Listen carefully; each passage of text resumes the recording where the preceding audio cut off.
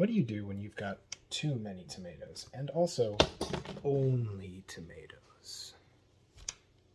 Make passata. Use the ripest and ugliest tomatoes you can find. Hopefully you're growing them yourself. This is what real tomatoes that taste good look like. Step 1. Remove the stems. Don't forget to compost. Step 2. Boil some water. You're probably going to want to do that first. Boil or steam a couple at a time for several minutes until the skin starts to split open. Here's mine after 5 minutes. Not all of them will split open, but that's okay. Step 3. Did I mention you're going to need a food mill? You can buy one of these manual ones, but if you do this a lot, this is worth it. This one is called Italian Heirloom. Generic sounding name, but look at that. Perfect for passata.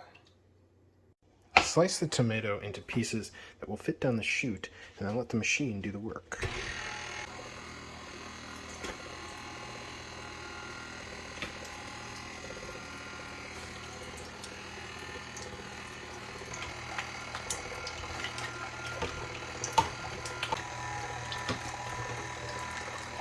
Yes, this will make a mess. Why do you ask? Once you've pushed the last one through, put some of this stuff back through to push out any remaining pulp in here. Whoops! Get every last precious drop. Now I need to do something with my 4 quarts of passata. Oh, and compost. It's a bit watery, so I'm going to reduce it a bit.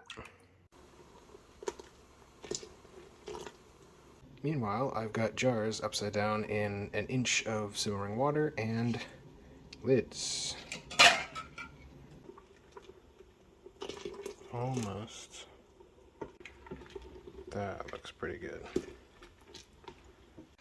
Okay, now we have our hot jar and our hot sauce, but I still, since we're not doing a water bath, need to use a half teaspoon of citric acid to make sure it's acidic enough to store.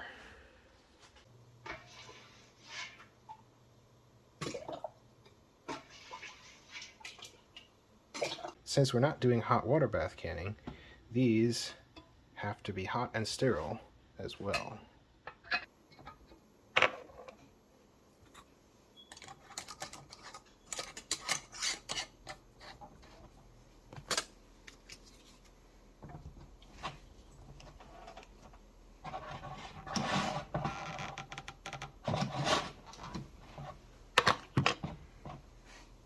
When they're filled and sealed, make sure to tuck them in for the night. In the morning, if any of the lids haven't popped, throw it in the fridge. What step are we on now? Step 5, I think. Write the date so you know when you made it.